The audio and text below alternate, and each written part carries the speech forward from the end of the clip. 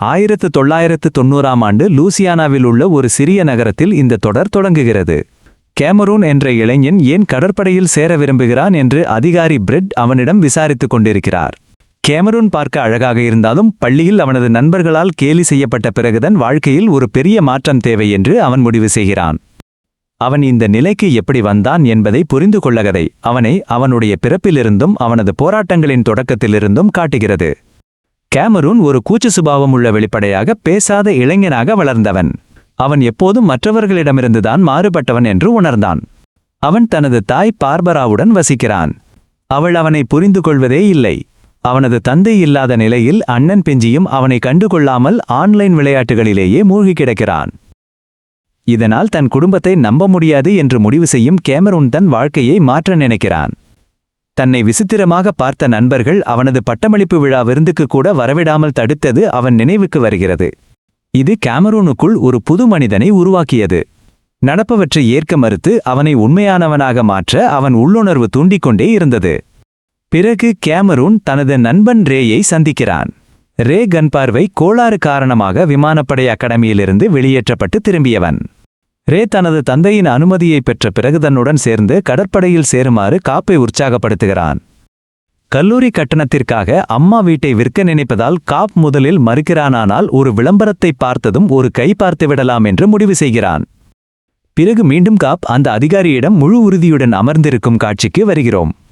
அப்போதுதான் பயிற்சி 13 வாரங்கள் நீடிக்கும் என்றும் அவன் வாழ்க்கை மாறப்போகிறது என்றும் அவனிடம் சொல்லப்படுகிறது. சிறிது நேரத்திற்கு பிறகு அவன் சவுத் கரோலினாவில் உள்ள பயிற்சி முகாமிற்கு வருகிறான். அங்கேதான் அவனுக்கு நிஜமான அதிர்ச்சி காத்திருந்தது. பயிற்சி முறைகள் முதல் கடுமையான உத்தரவுகள் வரை அனைத்தும் அங்கே மிகவும் கடுமையாக இருந்தன. சார்ஜன்ட் மெக்கினன் அங்கிருந்த நாக்ஸின் குழுவை அறிமுகப்படுத்தியவர்கள் இராணுவ பயிற்சிக்கு உதவுவார்கள் என்று கூறுகிறார். அந்த நேரத்தில் வீரர்கள் வீட்டிற்கு ஒரு சிறிய ஃபோன் கால் செய்து ஒரு குறிப்பிட்ட செய்தியை மட்டும் சொல்ல அனுமதிக்கப்படுகிறார்கள். இதை பார்த்த காப் பயத்திலும் பீதியிலும் உறைந்து போனான். நிலைமை இப்படி இருக்கும் என்று அவன் நினைக்கவே இல்லை. ஏதோ ஒரு சுற்றுலாவுக்கு போவது போலத்தான் அவன் நினைத்திருந்தான். ஆனால் மொட்டை அடித்த பிறகு அவனது தோற்றம் அப்படியே மாறிப்போகிறது. எல்லாமே 180 டிகிரி தலைகீழாக மாறுகிறது. அதோடு மட்டுமல்லாமல் முதல் நாளிலேயே ரேயுடன் சேர்த்து அவனுக்கும் தண்டனை கிடைக்கிறது. குப்பைகளை அள்ளும்படி அவர்கள் கட்டாயப்படுத்தப்படுகிறார்கள். பிறகு மதிய உணவு நேரம் வருகிறது. அதுவும் ஒரு கண்டிப்பான கால அட்டவணைப்படி நடக்கிறது. பாவம் காப்பால் உணவை முழுவதுமாக முடிக்க முடியவில்லை. அவன் உணவை தூக்கி எறிந்ததால் மெக்கினன் அந்த உணவையே எடுத்து உண்ணச் சொல்லி அவனை தண்டிக்கிறார். அதன் பிறகு பயிற்சிகள் தொடங்குகின்றன. ஆனால் அங்கே நடத்தப்படும் விதம் அவர்கள் எதிர்பார்த்ததை விட மிக கொடூரமாக இருக்கிறது. ரே இதை ஒரு சவாலாக எடுத்துக்கொள்கிறானால் காப் மிகவும் சிரமப்படுகிறான். பிறகு பார்பராவை நாம் பார்க்கிறோம். காப் இன்னும் வீட்டிற்கு வராததால் அவள் மிகுந்த கவலையில் இருக்கிறாள். அவன் பயிற்சி முகாமுக்கு செல்வதை பற்றி சொன்னதை அவள் யோசிக்கிறாள். ஆனால் எப்போதும் போல அதை அவள் அலட்சியப்படுத்தியிருந்தாள். பிறகு காப் அனுப்பிய வாய்ஸ்மெயிலை கேட்கிறாள். அதில்தான் பாதுகாப்பாக வந்துவிட்டதாகவும் ஒரு வாரத்தில் மீண்டும் கூப்பிடுவதாகவும் சொல்லியிருக்கிறான். அன்று இரவு காப் ரேயை எழுப்பிதனால் இதற்கு மேல் தாங்க முடியாது என்றும் உன்னை பேச்சை கேட்டது பெரிய தவறு என்றும் வருத்தப்படுகிறான். இது முதல் நாள்தான் என்றும் மெதுவாக பழகிவிடும் என்றும் கூறி ரே அவனை தேற்றுகிறான். மறுநாள் காலையில் சார்ஜன்ட் மெக்கின்னன் தன் குழுவுடன் வந்து அனைவரையும் ஷேவ் செய்யுமாறு உத்தரவிடுகிறார். அங்கே ஜான் மற்றும் கோடி என்ற இரட்டையர்களை நாம் சந்திக்கிறோம். ஜான் எப்போதுமே கோடியை பலவீனமாவே பார்க்கறான். ஏன்னா அவன் கொஞ்சம் குண்டா இருக்கான். தான் பலசாலின்னு நிரூபிக்கவும் ஜான் துடிக்கிறான். அப்புறம் டெஸ்ட் நேரத்துல 3 புல்லப்ஸ் எடுக்கலைன்னா வெளியே அனுப்பப்படுவாருன்னும் 2ஆம் கட்டத்துக்கு போக முடியாதுன்னும் காப் ஜான் கிட்ட இருந்து தெரிஞ்சுக்கிறான். தோத்து போயிடுவோமோன்னு காப் ரொம்பவே பயப்படுறானா ரே கொடுத்த தைரியத்துல அவன் முயற்சி செய்ய முடிவு பண்றான். அவன் ஜானோட சேர்ந்து பயிற்சி செய்யறான். 2 பேரும் மாத்தி மாத்தி ஊக்கப்படுத்திக்கிட்டு கடைசியில மத்தவங்க பாராட்டுற மாதிரி அந்த ரவுண்ட ஜெயிக்கிறாங்க. அதே நேரம் பார்பரா கோபமா வந்து பிரெட் கிட்ட கத்துறாங்க. எதுக்காக என் மகனை வேலைக்கு சேர்த்தீங்கன்னு கேக்குறாங்க. அவரு அவங்கள சமாதானப்படுத்த முயற்சி செஞ்சு கேமரூன் தன் வாழ்க்கையை மாத்திக்கத்தான் இப்படி செஞ்சான்னு சொல்றாரு. அதை கேட்டு அவங்க கொஞ்சம் இறங்கி வர்றாங்க. அதே சமயத்துலகா பயத்தோடையும் நடுக்கத்தோடையும் தன்னோட துப்பாக்கியை வாங்குறான். சார்ஜன்ட் மெக்கினன் ஆயுதங்களை எப்படி கையாளுறதுன்னு சொல்லிக் கொடுக்கும்போது துகமாண்டர் அயோரா வந்து அவர்கிட்ட ஒரு முக்கியமான பிரச்சனை இருக்குன்னு தனியா கூப்பிட்டு பேசுறாங்க. அன்னைக்கு ராத்திரி ரேவை ரொம்ப மிஸ் பண்ணி காப் அழுதுட்டு இருக்கான். அப்போ திடீர்னு வந்த ரே உன்னை விட்டு போக மாட்டேனும், உன்னோட உதவி எனக்கு வேணும்னு சொல்றான். அந்த வார்த்தைகளை கேட்டதுமே காப் நிம்மதியா தூங்குறான். அடுத்த நாள் காலையில மெக்கின்னன் வந்து எல்லாரையும் எழுப்பி புது ட்ரெய்னிங் அசிஸ்டன்ட் சல்லிவனை அறிமுகப்படுத்தி வைக்கிறாரு. சல்லிவன் எல்லாரையும் ரொம்ப கடுமையா நடத்துறாருவானா ஆரம்பத்திலிருந்தே காப்பையே குறி வச்சு டார்ச்சர் பண்றதுதான் பெரிய அதிர்ச்சியா இருக்கு. தகுதியற்றவங்கள பத்தி பேசிக்கிட்டே சல்லிவன் துப்பாக்கி பயிற்சி கொடுக்கறாருவானா அவரோட உண்மையான நோக்கம் அவங்கள ஒரு தைரியமான ஆளா மாத்துறதுதான். காலையில ஓடும்போது சல்லிவன் முறைச்சு பார்க்கறதை பார்த்து காப் பயப்படுறான் தான் மட்டும் தனியா மாட்டிக்கிட்டமோன்னு அவனுக்கு தோணுது. வழக்கம் போலரே அவனுக்கு தைரியம் சொல்றான். சல்லிவன் சும்மா மிரட்டுவாரு, ஆனா அடிக்க மாட்டாருன்னு புரிய வைக்கிறான். ஓடி முடிச்சதும் நேஷி கிரே மற்றும் கோடியை டீம் லீடரா மெக்கின்னன் தேர்வு செஞ்சு தப்பு பண்ணா மாத்திடுவேன்னு எச்சரிக்கிறாரு. ஜான் பழைய உதவிய சொல்லி தன் தம்பிக்கிட்ட வாய்ப்பு கேட்கிறானா கோடி அவனை குண்டுன்னு கிண்டல் பண்ணி உன்னால முடியாதுன்னு சொல்லிடுறான். அப்புறம் மெக்கின்னன் காலத்துல அவங்க உயிரை காப்பாத்திக்க அவங்களேதான் போராடணும்னு சொல்றாரு. கோடி தன் அண்ணனை சுலபமா ஜெயிக்கிறதை பார்த்து காப் ரொம்ப பயப்படுறான். வேற யாராவது கிட்ட அடி வாங்கறதுக்கு முன்னாடியன் கூட சண்டையிடுன்னு சொல்லி ரே இடத்தை மாத்திக்கிறான். பயந்துகிட்டே காப் சம்மதிச்சு இடத்தை மாத்திக்கிறான். இதையெல்லாம் சல்லிவன் கவனிச்சுக்கிட்டே இருக்காரு. மெக்கின்னன் காப் மேல சந்தேகப்படும் போது அயோரா அவன் ஒரு திறமையான ஏஜென்ட்னு சொல்லி அதிர்ச்சி கொடுக்கறாங்க.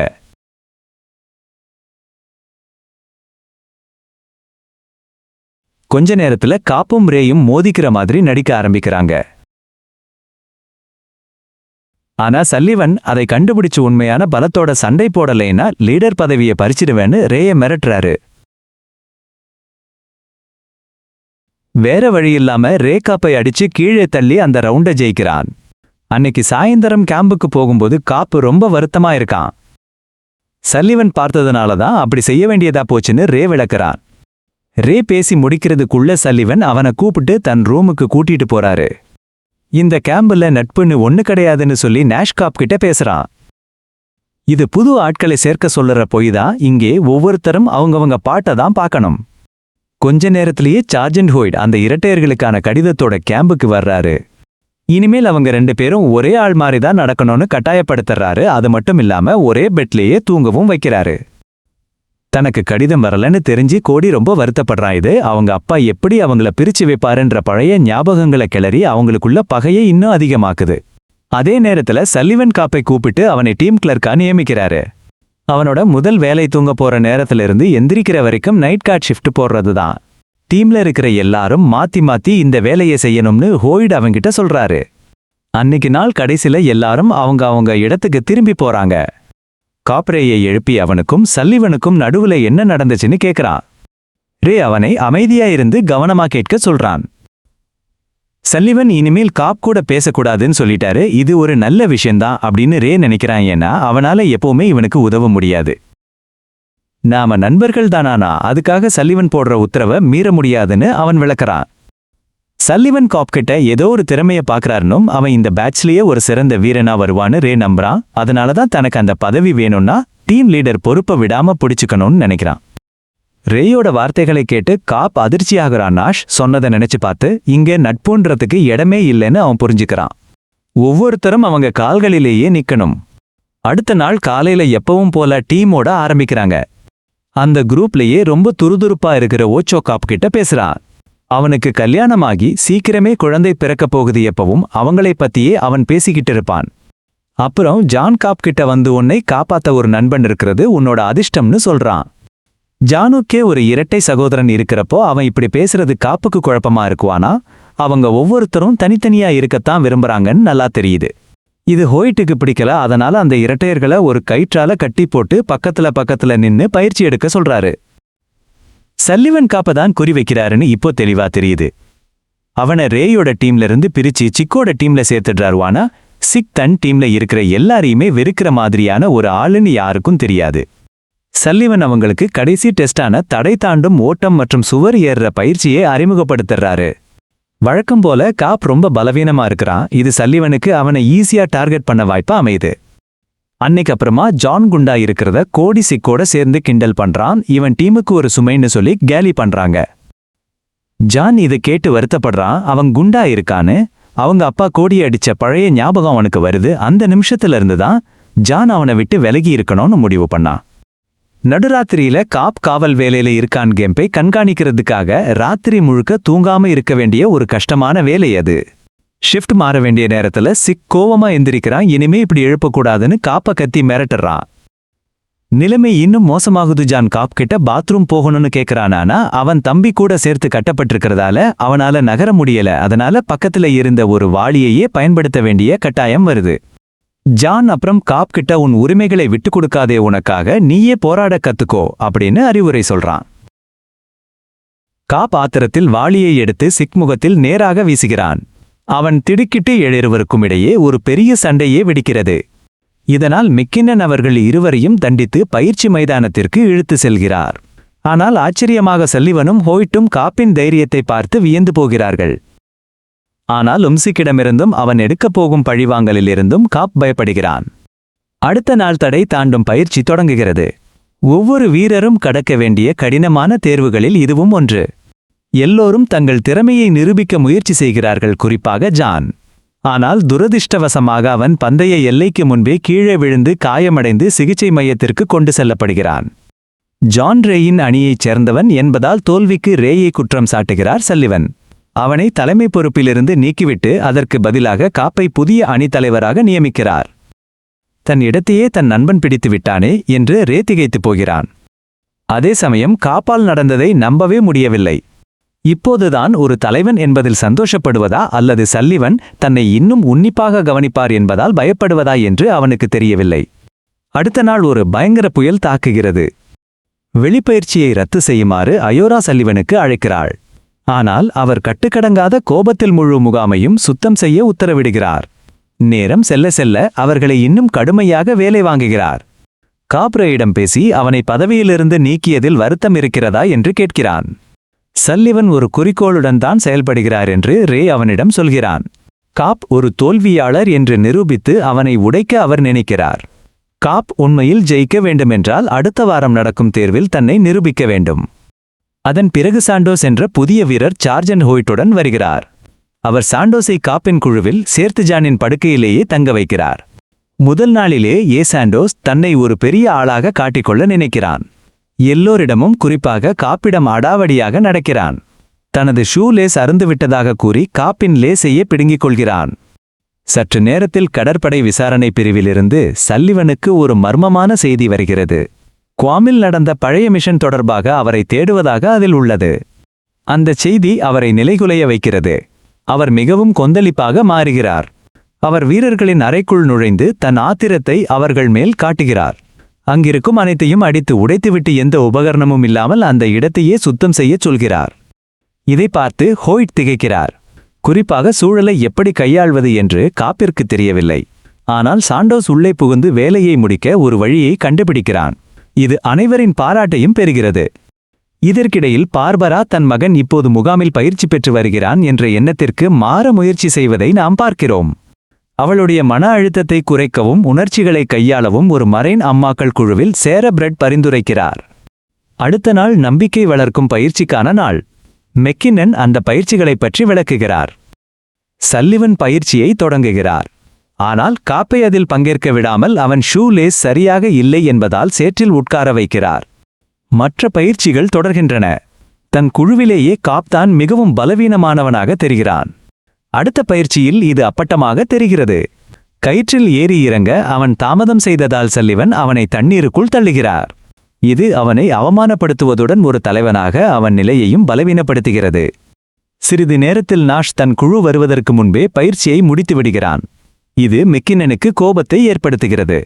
அவர் நாஷை தலைமை பொறுப்பிலிருந்து நீக்கி தண்டனையாக 20 சுற்றுகள் ஓடச் சொல்கிறார். அதே நேரத்தில் காப்பை ஏணியில் ஏறுமாறு சல்லிவன் உத்தரவிடுகிறார். பயந்து போனாலும் போதுமான அவமானம் பட்டாச்சுன்னு மனசை தேத்திக்கிட்டு காப் தன்னை தயார்படுத்திக்கிறான். எப்படியோ மேலே ஏறிடுறானா, உச்சியை தொடுறதுக்கு முன்னாடி அவனோட பூட்ஸ் லேஸ் மாட்டிக்கிச்சு. இதனால எல்லார் முன்னாடியும் அவன் கேலிக்குள்ளாகிறான். சல்லிவன் உதவி பண்ண வர்றானா, அது அன்பால இல்ல, அவனை இன்னும் அசிங்கப்படுத்தத்தான். அப்புறம் அவனோட தலைமை பதவியை பிடுங்கி சாண்டோஸை நியமிக்கிறான். அன்னைக்கு ராத்திரி நேஷுக்கு ரொம்ப பசிக்குது. காப் ரொம்ப நல்லவனா இருக்கிறதால தன்னோட சாப்பாட்டை அவனுக்கு கொடுத்துடுறான். தனக்கு இந்த முகாம் பிடிக்கலேனும் குடும்பத்துக்கிட்ட பேசணும்னு நேஷ் மனசு விட்டு சொல்றான். ஏன்னா அவன் கடற்படையில் சேர்ந்தது யாருக்குமே தெரியாது. அவன் இன்னும் படிச்சுக்கிட்டு இருக்கான்னு தான் அவங்க நினைச்சிட்டு இருக்காங்க. அம்மா வருத்தப்படுவாங்கன்னு அவன் பயப்படுறான். 30 வருஷத்துக்கு முன்னாடி ஒரு கருப்பினத்தவர் வெள்ளையர்களோட சேர்ந்து பயிற்சி எடுக்கிறது சட்டப்படி தப்பா இருந்துச்சு. இதை கேட்டு காப் நெகிழ்ந்து போறான். தன்னோட குடும்பத்தை விட நேஷ் குடும்பம் அவன் மேல ரொம்ப அக்கறையா இருக்கு. அவன் இராணுவத்துல சேர்றேன்னு சொன்னப்போ அவனோட சொந்த அம்மாவே அவனை கண்டுக்கல. இருந்தாலும் பாசத்தால இல்லாம ஏதோ ஒரு கடமைக்காக அவளுக்கு ஒரு குட்டி கடிதம் எழுதுறான். அடுத்த நாள் காலையில பார்பராவுக்கு அந்த கடிதம் கிடைக்குது. அதுல வெறும் சில வார்த்தைகள் மட்டும் இருந்ததால அவங்க ரொம்ப வருத்தப்படுறாங்க. நேரத்தை போக்க இராணுவ வீரர்களோட அம்மாக்கள் கூட்டத்துக்கு போக முடிவு பண்றாங்க. ஆனா அங்க நிலைமை தலைகீழா மாறுது. அந்த குழுவை பத்தி தப்பா புரிஞ்சுக்கிட்டு அவங்க மகன் அவங்களை தனியா தவிக்க விட்டுட்டு போயிட்டதா சொல்றாங்க. அவங்க வெளியில வந்தப்போ அங்கிருந்த ஒரு அம்மா அவங்களை பின்தொடர்ந்து வந்து கட்டிப்பிடிச்ச மகனை இழந்ததுக்காக ஆறுதல் சொல்றாங்க. அப்புறம்தான் தெரியுது அந்த கூட்டம் இராணுவத்துல பிள்ளைகளை இழந்த அம்மாக்களுக்கானதுன்னு. ஒரு வாரம் கழிச்சு கடைசி கட்டப்பயிற்சியின் போது மெக்கினன் அவங்களோட அடுத்த வேலையை பத்தி விளக்குறான். அவங்க இயற்கை எரிவாயு சோதனைக்கு உட்படுத்தப்படுவாங்க. அப்போ பதட்டப்படாம தங்களை நம்பி அதை தாங்கிக்கணும். ஆனா டிக்ஸ் அந்த முகமூடியை போட்ட உடனேயே ரொம்ப பயந்துடுறான். அவனோட உருவமும் உடல் வலிமையும் இருந்தாலும் அவனால அந்த அழுத்தத்தை தாங்க முடியல. பதட்டத்துல அவன் சார்ஜென்ட் ஹோய்ட்ட அடிச்சிடுறான். வேற வழியில்லாம சல்லிவன் அவனை அடக்கி இழுத்துக்கிட்டு முகாமிற்கு போறான். நடந்த சம்பவத்துக்கு அப்புறம் சல்லிவன் மத்தவங்க மேல எரிஞ்சு விடுறானா கடற்படைக்கு தகுதியானவங்கன்னு நிரூபிக்க தொடர்ந்து பயிற்சி எடுக்க வற்புறுத்துறான். உத்வேகத்தோட அந்த விஷவாயு அறைக்குள்ள போறாங்க. அங்க அவங்க கடும் மன ரீதியான மற்றும் உடல் ரீதியான அழுத்தத்தை எதிர்கொள்றாங்க. யாராலையும் அதிக நேரம் தாங்க முடியலானா காப் தன் பயத்தை எதிர்த்து போராடி எப்படியாவது ஜெயிச்சே ஆகணும்னு அந்த சோதனையில தேறிடுறான். கொஞ்ச நேரத்துக்கு அப்புறம் எல்லாரும் முகாமுக்கு திரும்பி அன்னைக்கு நடந்ததை பத்தி எழுத ஆரம்பிக்கிறாங்க. நாஷ் கடைசியா தன் குடும்பத்தை எதிர்கொள்ள முடிவு பண்ணிதான் எங்கே இருக்கேன்னு கடிதம் எழுதுறான். இது அவங்க தேர்ந்தெடுத்த பாதையை அவங்க உணர்ந்ததை காட்டுது. இப்போ ரேயோட சின்ன வயசு நினைவுகள் வருது. உடல்நலக் குறைவால பள்ளிக்கூடத்திலிருந்து அனுப்பப்பட்டப்போ அவங்க அப்பா அவன் கவனத்தை திசை திருப்ப முயற்சி பண்றார். இப்போ நிகழ்காலத்துல கடினமான நீச்சல் பயிற்சிகள் கொடுக்கப்படுது. இது விளையாட்டுக்காக இல்லதண்ணீருக்குள்ள சமாளிக்கிற அந்த மனவலிமையை வளர்க்கத்தான். 2 பயிற்சிக்கு மேல தோத்து போனா வெளியில அனுப்பப்படுவீங்கன்னு சார்ஜென்ட் ஹோய்ட் எச்சரிக்கிறான். கமாண்டர் ஐயோரா வந்து போன வாரமே கையெழுத்து போடச் சொல்லியும் ஏன் இன்னும் இராணுவத்துல மறுபடியும் சேர்றதுக்கான படிவத்தை கொடுக்கலைன்னு சல்லிவனை கேட்கறாங்க. நேரம் கிடைக்கலேன்னு சொல்றான். ஆனா சீக்கிரம் கையெழுத்து போட்டுடுவேன்னு அவகிட்ட சொல்றான். அவ போனதும் ரே ஏமாத்துறத சல்லிவன் கவனிச்சிடுறான். உடனே அவனை குளத்திலிருந்து வெளியேத்தி தோத்து போன மத்தவங்க கூட போய் உட்காரச் சொல்றான். திடீர்னு ரேவுக்கு மூச்சு திணறல் வந்துடுது. உடனே அவனை கிளினிக் கூட்டிட்டு போறாங்க. அங்க அவன் கூட பயிற்சி எடுக்கிற ஒரு பொண்ணை பார்க்கறான். அவளை பார்த்தா அவனுக்கு ஆச்சரியமா இருக்கு. அப்படியே மெல்ல நடந்ததையெல்லாம் அவகிட்ட சொல்ல ஆரம்பிக்கிறான். டாக்டர் வந்து செக் பண்ணிட்டே நிஜமாவே உடம்பு முடியாம தான் இப்படி ஆனான். அவன் ஏமாத்தலைன்னு உறுதி பண்றாரு. ரொம்ப சந்தோஷமான ரே அந்த ரிப்போர்ட்டை எடுத்துக்கிட்டு நேரா மெக்கினன் கிட்ட போய் திரும்பவும் தேர்வு எழுத அனுமதி கேட்கறான். அன்னைக்கு நைட்டு சல்லிவன் தன்னோட வக்கீல பார்க்க ஒரு பாருக்கு போறான். பணியில திரும்பவும் சேர்றதுக்கான பேப்பர்ல கையெழுத்து போட வேண்டிய நேரம் வந்துடுச்சானா இன்னும் ஒரு முடிவெடுக்க முடியலன்னு அவகிட்ட சொல்றான். 3 மாசத்துக்கு முன்னாடி குவாம்ல நடந்த மிஷன்ல ஏதோ ஒன்னு நடந்திருக்கு. அதனாலதான் வேலையை விட்டு போனதா அவன் விளக்குறான். இதற்கிடையில் காஃபிக்ஸ் மற்றும் நாஷ் கூட இருக்கும்போது சார்ஜென்ட் நாக்ஸ் இப்போ 2வது பிளாட்டூன்ல இருக்கிறதா சொல்றான். நாக்ஸ் அவங்கள ரொம்ப படுத்தினதால் அவனை பழிவாங்க ஏதாவது ஒரு வழி வேணும்னு பேசுறான். ஹிக்ஸுக்கும் இது பிடிச்சிருக்கு.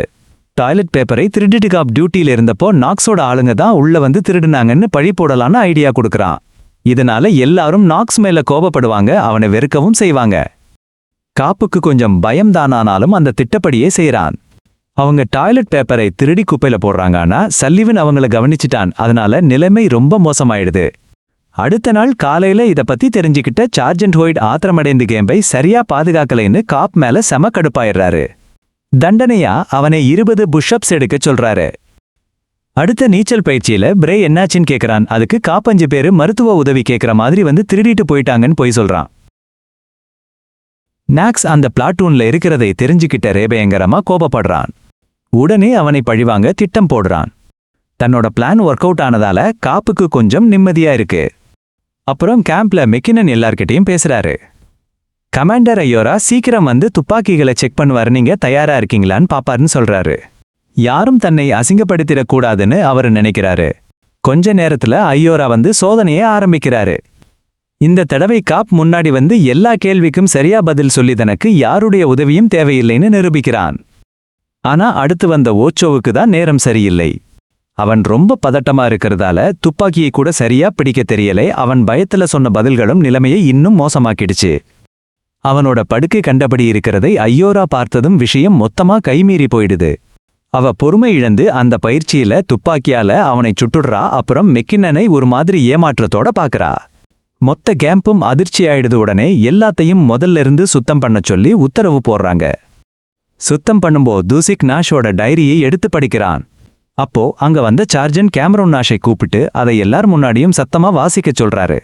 அவன் எழுதுனதை பார்த்து எல்லாரும் அதிர்ச்சி ஆயிட்டாங்க. குறிப்பா நாஷை உண்மையான நண்பன்னு நம்பின காப் ரொம்ப கவலைப்பட்டான். நாஷ் எழுதின விஷயம் காப்போட நம்பிக்கையை உடைச்சு எல்லார் முன்னாடியும் அவனை அவமானப்படுத்திட்டது. ஆனா விசித்திரமா மெக்கின்னன் இதை பத்தி கவலைப்படலை. நாஷ் எழுதின ஒவ்வொரு வார்த்தையும் சரிதான்னு அவர் ஏத்துக்கிறார். அதோட அவங்க யாருமே மரைன் கார்ப்ஸ் யூனிஃபார்ம் போட தகுதியானவங்க இல்லைன்னு சொல்றார். கொஞ்ச நேரத்திலேயே செலிவன் கமாண்டர் ஐயோரா அலுவலகத்துக்கு போயதனால மறுபடி சேர முடியாதுன்னு சொல்றார். தனக்கு அங்கே எந்த எதிர்காலமும் இருக்கிறதா அவர் நினைக்கல. அவங்க அதிர்ச்சியாகிறாங்க. அவர் சில்வர் ஸ்டார் வாங்கினதையும் ஒரு ரீகான் மரைன் என்பதையும் இந்த இடம் அவரை மாதிரி வீரர்களுக்காகத்தான் உருவாக்கப்பட்டதுன்னு அவங்க நினைவுபடுத்துறாங்க. தானும் உங்களை மாதிரியே இருந்திருக்கலாம்னு கூட அவங்க சொல்றாங்க. அவங்க சொன்ன வார்த்தைகள் அவரை ரொம்பவே பாதிக்குது. அவர் வெளியே வந்து கண் கலங்கி கொடிக்கு ஒரு சல்யூட் அடிச்சிட்டு ஒரு முடிவுக்கு வர்றார். அன்னிக்கு ராத்திரியே காப் பக்கத்துல உட்கார்ந்துனே சொன்னதை மனசுல வச்சுக்க வேணாம்னு சொல்றார். நாம இன்னும் நண்பர்களா இருக்கோம், அதுதான் முக்கியம். இன்னைக்கு ராத்திரி நமக்கு செகண்ட் வாட்ச் இருக்கு, அதனால நாம பழிவாங்க நல்ல வாய்ப்பு கிடைக்கும்னு ரே நினைவுபடுத்துறார். ரே பழைய நினைவுகளுக்கு போறார். அவங்க அப்பா தான் ஒரு சிறந்த வீரரா இல்லாட்டியும் ஒரு கௌரவமான மனுஷனா ஆகிற வரைக்கும் விடாம முயற்சி செஞ்சதை நினைக்கிறார். ரேய்க்கு இருக்கிற அந்த பதட்டமான குணம் அவங்க அப்பா கிட்ட இருந்து வந்ததுன்னு தெரியுது. அவரை மாதிரி ஆகணும்னு தான் ரே மரைன்ஸ்ல சேர்ந்திருக்கார். இப்போ எல்லாரும் தூங்கின பிறகுரே தன் குழுவை அழைச்சிட்டு மத்த கேம்புக்கு போறாரானா அங்க ஏதோ தப்பா நடக்குது. காப்பை அங்க காணோம். சல்லிவன் காப் கூட இருக்கிறதை பார்த்து அதிர்ச்சியாகுது. போய் சொன்னதுக்காக குப்பையில இருக்கிற எல்லா டாய்லெட் பேப்பரையும் எடுக்க சொல்லி தண்டிக்கிறார். அதே சமயம் சாண்டோஸ் டாய்லெட் பேப்பரை எடுத்துக்கிட்டு இரண்டாவது கேம்புக்கு திரும்பி வர்றார். அங்க ஓச்சோ அழுதுட்டு இருக்கிறதை பார்த்து அவருக்கு ஆறுதல் சொல்லி எனக்கும் கூட வாழ்க்கை அவ்வளவு சுலபமா இல்லைன்னு விளக்கிறார். காலில் அடிபட்டதுனால அவர் 3 தடவை பயிற்சியை முதல்ல இருந்து ஆரம்பிக்க வேண்டியிருந்தது. 13 வாரத்துக்கு பதிலா 6 மாசமா பயிற்சியிலேயே இருக்காரானா தன் குடும்பத்தை காப்பாத்தணுங்கிறதுக்காக அவர் தொடர்ந்து முயற்சி செய்றார். காப் மறுபடி சல்லிவன் கிட்ட தான் ஏன் அப்படி செஞ்சேன்னு சொல்றார். தனக்கு உண்மையான நண்பர்கள் யாரும் இல்ல, அதனாலதான் ரே மேல ரொம்ப விசுவாசமா இருக்கேன்னு சொல்றார். தோத்து போய் கேம்பை விட்டு வெளியே அனுப்பினாலும் பரவாயில்லை, அவருக்கு எப்படியாவது உதவணும்னு தான் நினைக்கிறார். சல்லிவனுக்கு அந்த பதில் பிடிக்கல. மரைன் காப்ஸ்க்கு நீ தகுதியானவன், முதல்ல உன்னை நீயே நம்பணும்னு சொல்லி காப்பை இன்னும் அதிகமா வேலை வாங்குறார். அங்கிருந்து போறதுக்கு முன்னாடி எல்லார் முன்னாடியும் உன் மானம் போறதுக்குள்ள எல்லா டாய்லெட் பேப்பரையும் திரும்ப குப்பைக்கே போடச் சொல்றார். மறுநாள் காலையில யாரோ கொடியை திருடிட்டாங்கன்னு சார்ஜன் நாக்ஸ் கோபப்படுறாரே தான் அதை திருடி இருக்கார்னு தெரியுது. மெக்கின்னன் அவரை பாராட்டி ஸ்விம்மிங் டெஸ்ட்ல கலந்துக்க அவருக்கு இன்னொரு வாய்ப்பு தர்றார். ரே அதை சரியா செஞ்சு பாஸ் பண்ணிடறார். அன்னைக்கு சாயந்தரம் கமாண்டர் ஐயோராவோட பேச்சை கேட்டு செல்லிவன் மறுபடி சேர்றதுக்கான பேப்பர்ல கையெழுத்து போடுறார். அதே நேரம் ஒரு NCIS அதிகாரி ஹோட்டலில் செலிவன் கேஸ் ஃபைலை ஆராய்கிறார். இது ஏதோ பெரிய பிரச்சனை வரப்போவதை உணர்த்துகிறது. அடுத்து ஹோய்ட் மயங்கி கிடக்கும் ஒரு வீரருக்கு CPR சிகிச்சை அளிக்கிறார். ஆம்புலன்ஸை அழைக்கச் சொல்லி காப்பிடம் கத்துகிறார். என்ன நடந்ததுன்னு தெரிஞ்சுக்க 2 வாரம் பின்னாடி போவோம். மெக்கின்னனும் சலிவனும் வீரர்களை தகுதி தேர்வுக்கு தயார் செஞ்சுக்கிட்டு இருந்தாங்க. ஓச்சோ தன் மனைவிக்கு கடிதம் எழுதுகிறான். சீக்கிரமே துப்பாக்கிச் சுடும் இடத்துக்கு போகப் போறதாகவும் அங்கே முதல் முறையா M16 துப்பாக்கிகளை பயன்படுத்தி சுடப்பழகுவாங்கன்னு சொல்றான். யார் அதிக ஸ்கோர் வாங்குறாங்களோ அவங்க வீட்டுக்கு ஃபோன் பண்ணி பேசலான்னு மெக்கின்னன் சொல்றாரு. அதே சமயம் பார்பராதன் மகனை நினைச்சு வருத்தப்படாம வீட்டை ஒரு கடையா மாத்தி மத்த வீரர்களோட அம்மாக்களுக்கு அழகு சாதனப் பொருட்களை வித்துட்டு இருக்காங்க. ஆனா ரேயோட அம்மா திடீர்னு வந்து பார்பரா சொன்ன பொய்யை உடைச்சிட்டாங்க. அவங்க பையன் உயிரோட தான் இருக்கான்னு பார்பரா சொன்னது பொய்ன்னு தெரிஞ்சிடுச்சு. விஷயம் காப்புக்கு தெரிய வருது. வெறும் வியாபாரத்துக்காகத்தான் செத்துட்டதா அவங்க அம்மா பொய் சொன்னதை கேட்டு அவன் ரொம்ப மனசு உடைஞ்சு போறான். மறுநாள் வீரர்கள் துப்பாக்கிச் சுடும் இடத்துல கோச் ரோச்சை சந்திக்கிறாங்க. பயிற்சிக்கு முன்னாடி ரேகாப்பிடம் சண்டை போடுறான். நீ பொய் சொன்னது எனக்கு தெரியும், ஹிக்ஸ் எல்லாத்தையும் சொல்லிட்டான்னு கத்துறான். காப் விளக்கம் சொல்ல முயற்சி பண்றான், ஆனா ரே அதை கேட்காம போயிடுறான். பயிற்சி ஆரம்பிக்குது. ஓச்சோ 5 தடவை சரியா சுட்டு ஹொய்ட்டை ஆச்சரியப்பட வைக்கிறான். அடுத்து காப்போட முறை. அவன் பதற்றத்துல முதல் தடவை குறி தப்பிடுது. சலிவன் வந்து அவனுக்கு தைரியம் சொல்றாரு. காப் மனசை ஒருநிலைப்படுத்தி குறி தப்பாம சுடுறான். திடீர்னு ஒரு பறவை அங்கே குறுக்கே பறந்து வருது. சுட வேணாம்னு சார்ஜன் கத்துறாரு, ஆனா சிக் அதை கேட்காம சுட்டு அந்த பறவையை கொன்னுடுறான். உடனே அவனை வெளியே இழுத்துட்டு போறாங்க. நாஷ் விலக நினைக்கிறதை மெக்கினன் பாத்துறாரு. நாஷ் போயிட்டா சிக்கும் போக வேண்டி வரும், அப்புறம் அவன் நேரா ஜெயிலுக்கு தான் போகணும்னு எச்சரிக்கிறாரு. அன்னைக்கு நைட்டு ஓச்சோ பாத்ரூம்ல ரொம்ப சோர்ந்து போயிருக்கான். காப் அவன் கிட்ட பேச போறானானா அவன் உதவி வேணாம்னு சொல்லறான். தான் ஒரு ஸ்னைப்பரா ஆகிறத நினைச்சு பயமா இருக்குன்னு அவன் ஒத்துக்கிறான். மனுஷங்களை கொல்லணும்னு அவன் ராணுவத்துல சேரல. அவனுக்கு தேவையெல்லாம் வீட்டுக்கு ஒரு ஃபோன் பண்ணணும், அவ்வளோதான். அடுத்த நாள் வீரர்கள் தகுதி தேர்வுக்கு போறாங்க. நாஷோட டைரியை படிச்சதுக்காக சிக் மன்னிப்பு கேட்கறான். இது அவனுக்கு கிடைச்ச ஒரே ஒரு வாய்ப்புன்னு சொல்றான். தோத்துட்டா 5 வருஷம் ஜெயிலுக்கு போகணும், அதனால எல்லாரும் கவனமா இருக்கணும்னு சொல்றான். காப் மறுபடியும் ரே கிட்ட பேச போறான். ரேக்கு பதற்றம் வர்றதால அவன் தோத்துட கூடாதுன்னு தான் உதவ நினைச்சதா சொல்றான். ஆனா ரே கேட்கல. சலிவன் உனக்கு ஹெல்ப் பண்றதால நீ மாறிட்டேன்னு காப் மேல பழி போடுறான்.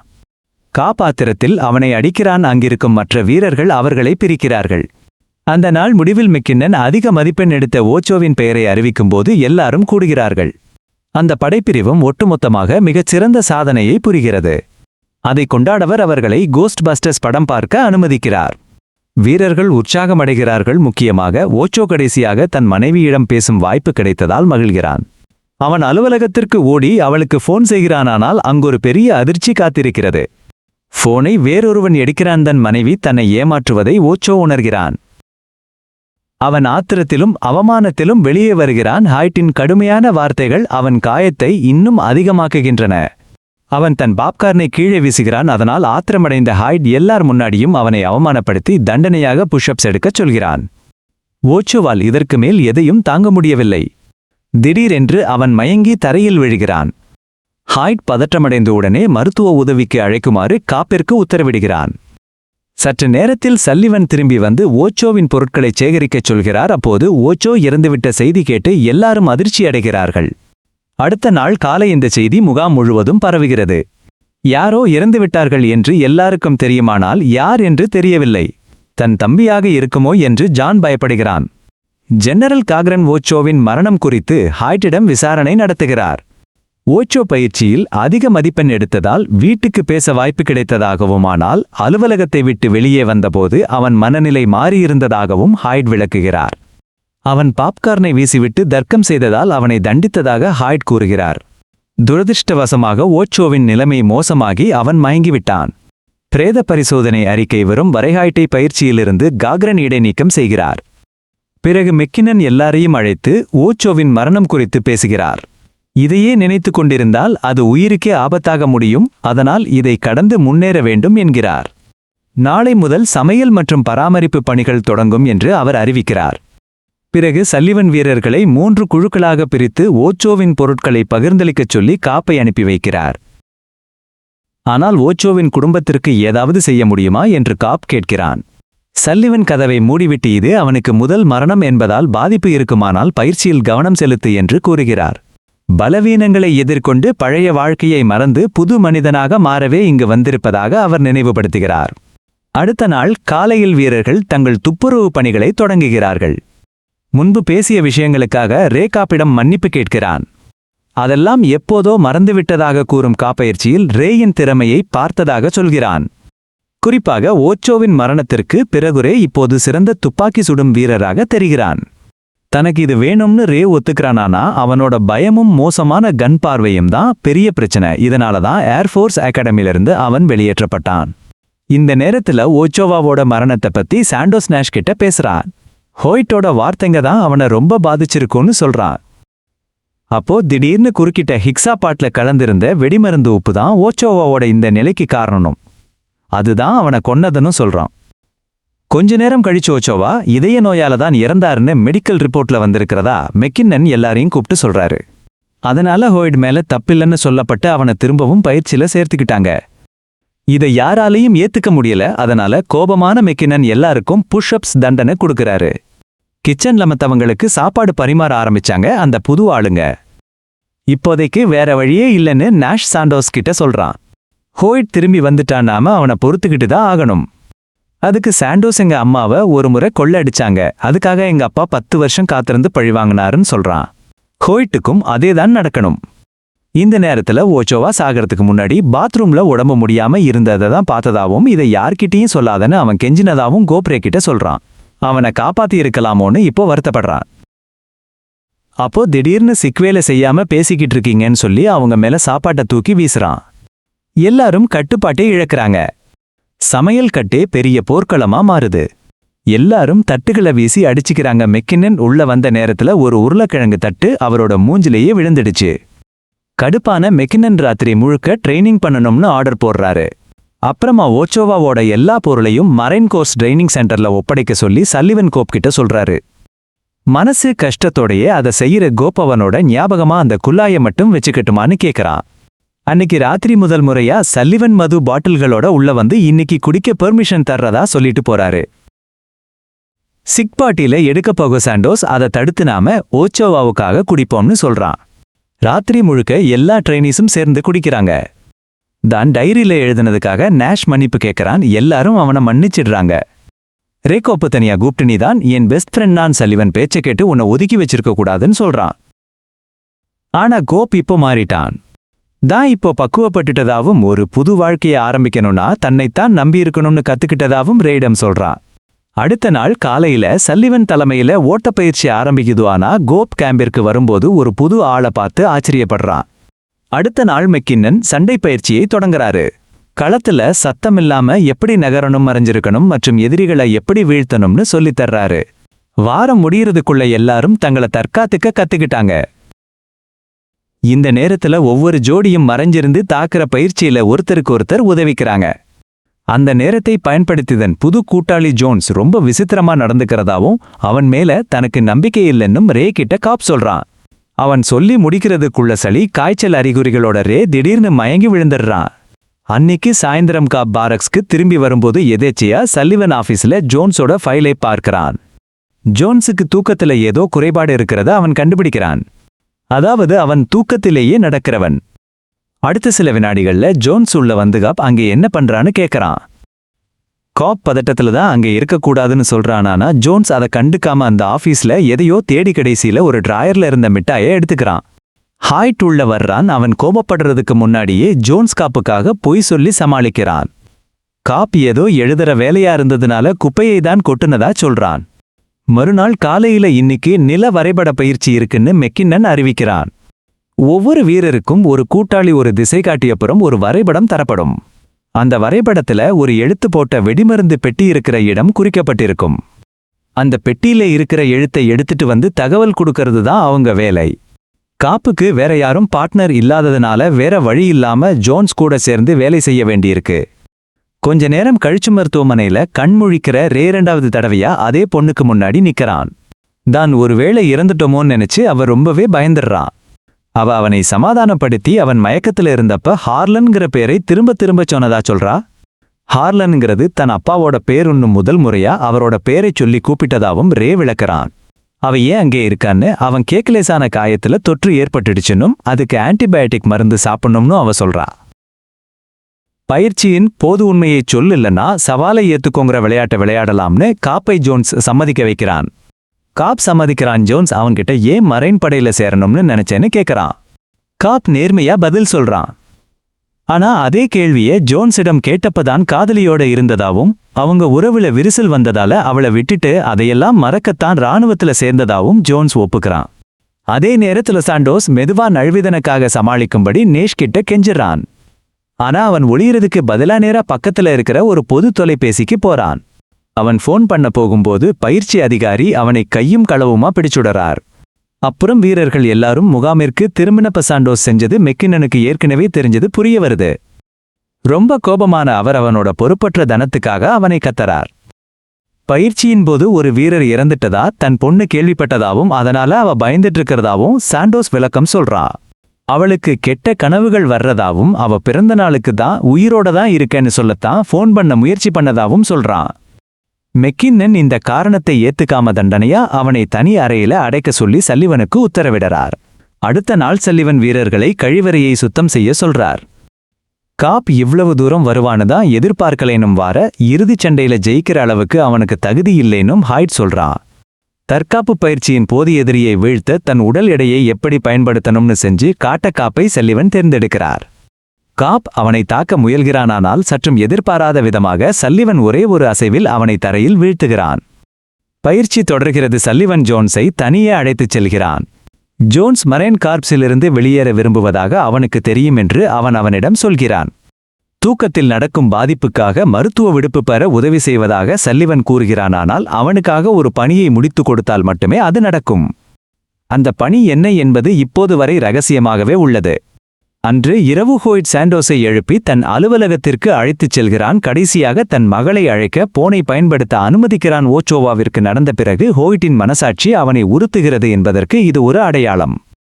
தன் மகளின் குரலை கேட்டதும் சாண்டோஸ் நிம்மதியில் திளைக்கிறானானால் திடீரென்று சல்லிவன் முகாமிற்குள் நுழைந்து போர் வீரர்களாவதைப் பற்றியும் வலியை தாங்குவதைப் பற்றியும் பேசி அங்கிருக்கும் அனைவரையும் எழுப்புகிறான். அடுத்த நாள் போர் பயிற்சியின் போது ஒவ்வொரு வீரருக்கும் ஒரு எதிரியைத்தானே ஒதுக்குவதாக மெக்கின்னன் கூறுகிறான். தோற்பவர்கள் மற்றொரு எதிரி ஒதுக்கப்படும் வரை உடற்பயிற்சியை தொடர வேண்டும். ஜோன்ஸ் காப்பை தனியே அழைத்துச் சென்று சல்லிவனின் திட்டத்தை கூறுகிறான். அவர்கள் ஒருவரையொருவர் எதிர்த்து போரிடப் போகிறார்கள். அவர்களுக்கு ஒரு புதிய உத்தி தேவை என்று ஜோன்ஸ் வலியுறுத்துகிறான். சிறிது நேரத்திலேயே ஜோன்ஸும் காப்பும் களத்தில் இறங்குகிறார்கள்.